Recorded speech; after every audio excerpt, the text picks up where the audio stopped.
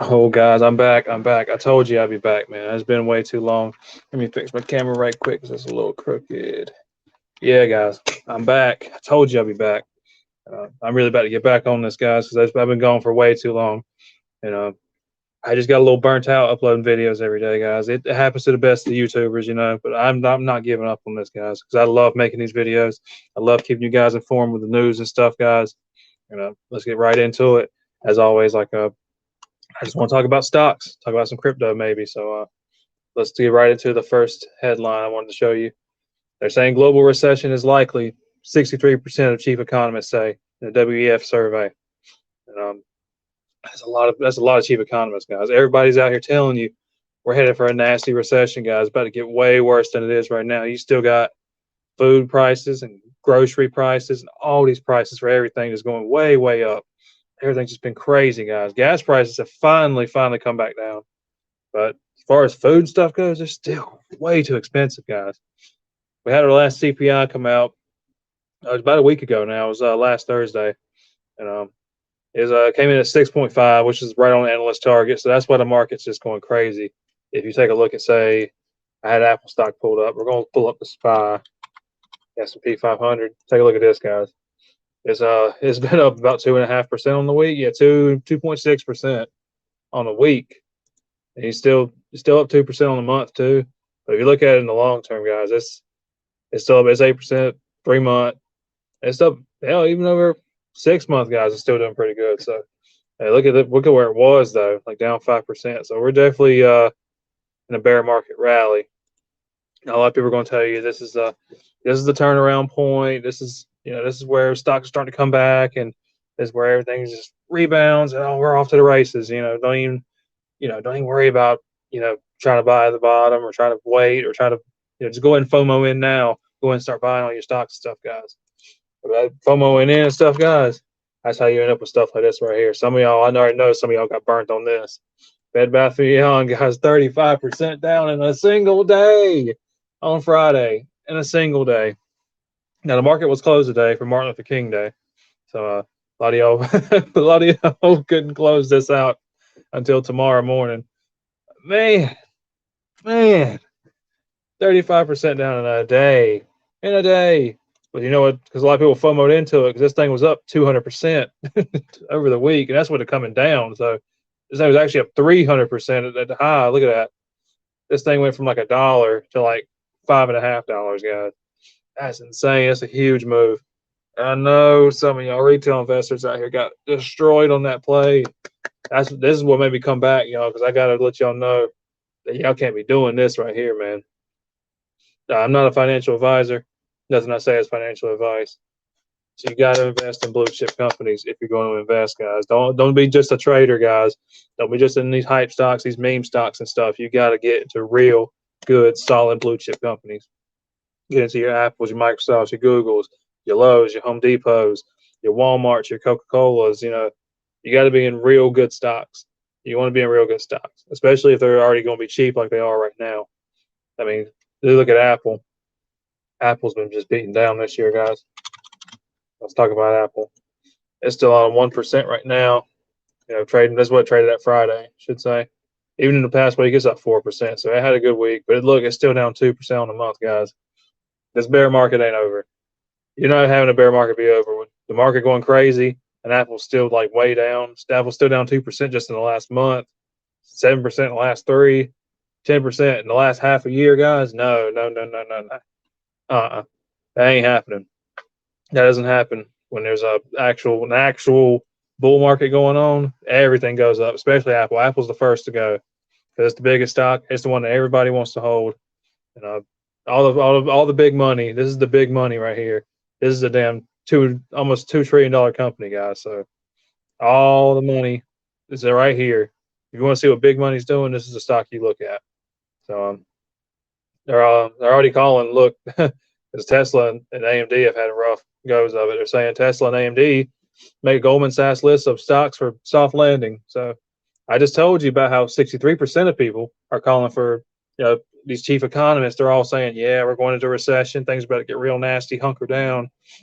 Now you got Goldman Sachs saying, actually, Tesla and AMD, where they're making a good case for the soft landing argument, the one we've been hearing all year now, all last year, and we're already hearing it again now. A soft landing, soft landing. Maybe the Fed can pull it off. They're going to do a soft landing. They're gonna pause the rates after they do these little slow rates, and then maybe they'll cut them here towards the end of the year. And I ain't as hopeful as some of y'all guys. I really ain't, because Jerome Powell is adamant, guys. He's going to get inflation back down to 2%. That's his goal. And take a look at this. Goldman Sachs put a list together of 46 stocks that should benefit from a soft landing. The list includes profitable Russell 3000 companies. Market caps greater than $5 billion. That would apply to Tesla and AMD. And they even got Jim Cramer pitching in on it, saying that he thinks Tesla's under pressure from EV competition. What competition? I already been over this topic. I can make another topic. I could make another video just on this topic alone, guys. Yeah, they missed their delivery expectations. They reported that a couple weeks ago, and they brought the stock down heavily. It was already getting beaten down. And we actually have Tesla's earnings coming up in about a week, guys. It'll be, I believe, next Tuesday, the 25th. Tesla's earnings. I'm watching for the EPS. I want to see if they maintain the EPS expectations, earnings per share. That's the one I really want to watch. If they miss that, oh, we're coming right back down. Tesla will bring the market back down with it. Man, the earnings recession. That's what everybody's really expecting, is for this recession to be an earnings recession. So the company's not making as much money as they used to. But here you go, Goldman Sachs saying maybe Tesla will be okay. I'd like for it to be. I'd also like to pick up shares for dirt cheap too, though. So, but guys, I'm just gonna have a little fun here. So we're gonna talk about this right here: 7 personal finance tips for Gen Z from a Gen Xer. Now I'm a millennial, so none of this applies to me, I guess. As if being a millennial makes it where you shouldn't give a damn about your money. Whatever. Okay. America may be the largest economy in the world, but Americans remain woefully undereducated when it comes to financial literacy, from budgeting to saving to investing. I 100% agree. That's why I make these videos. This problem for Gen Z, can't remember the capital of Idaho. The worst that will happen is you have to Google it. But if you remain financially illiterate, you could face a more dire fate like lifetime of debt or even homelessness. Now, yeah. So this is what I'm trying to tell you guys. I'm not a financial advisor. Again, not financial advice, but I just feel bad if I don't tell you guys to invest. Like, everybody should be an investor. And everybody needs to squirrel away a little bit of money into good companies, good ETFs, the SPY, the NASDAQ, the Dow, good individuals, Apple, Tesla, Google, yada, yada, yada. You know the rest. Like I said, not financial advice, but making a lot of money doesn't automatically ensure financial security. No, you can have a high income and spend way too much money. No doubt about it.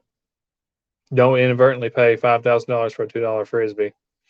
Yeah, that's where I'm talking about credit cards. Yeah, or you can buy something with a credit card and you just pay massive 20-30% interest on it. Even with good credit, guys, you still pay a ton of interest. You're paying money to these credit card guys, just your banks and stuff, just to pay it off. I mean, you can pay $5,000 for a frisbee that would have costed you $2 just meeting the minimum payments and not paying off your balance like you're supposed to. You can pay it off, guys. Get rid of this debt, especially with the interest rates going up like they are. Get rid of your debt, guys. Plain and simple. We want to do that for you if you ever think about investing. Invest. This is where I could actually take this advice right here. Invest, but don't let the market consume your thoughts. And maybe my girlfriend can work on this too. Earlier in your life, you invest, more likely you are to see increased returns. This is because historically, U.S. stock markets have generally trended upwards, not downwards, over time. Sure, there's bad years, but past performance never guarantees future results.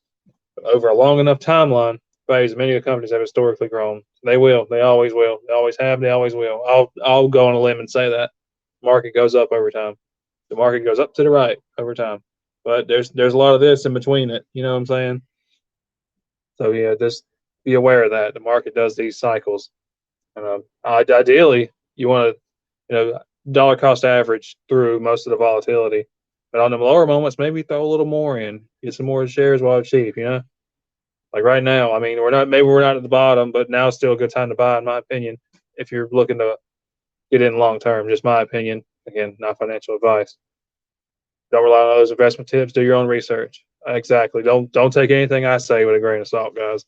You need to pick your own stocks, pick your own companies you like, and who knows, maybe you'll beat me, man. I mean, I'm definitely not a genius at this, so I'm just I'm just giving you the basics. Beware of bandwagons. Yeah, very good advice. I was just ragging on y'all for doing that. If y'all are out there doing that, probably don't be too proud of your gains and don't look down on others. I'll add into don't let losses, especially like being down bad in the early in your stocks, don't let that shake you out of them either if they're really good companies. Like I'll tell you right now, I'm down probably 30-40% in Tesla, but I'm looking to bring that average down. I don't see that as like, oh man, I screwed up. I see that as, all right, I need to go and get cash together so I can bring that average down. You know what I'm saying? So that's the way I look at it. And again, don't let just because you had a few good plays, a few good trades or whatever, or your company's doing really well, like, oh, you're a genius, you're Warren Buffett. You gotta be careful, guys. Be careful. So they recommend Automatic Millionaire, Millionaire Next Door. They're all decent books, yeah, all good books. So I would recommend them too. Again, I'm not not a person to recommend things to you, but it'd be good for you to read those. It's always good to read. Just read books in general. I don't care if it's related to finance or not. Just read. Reading's good too. Anyways, guys, I pretty much covered everything I want to talk about.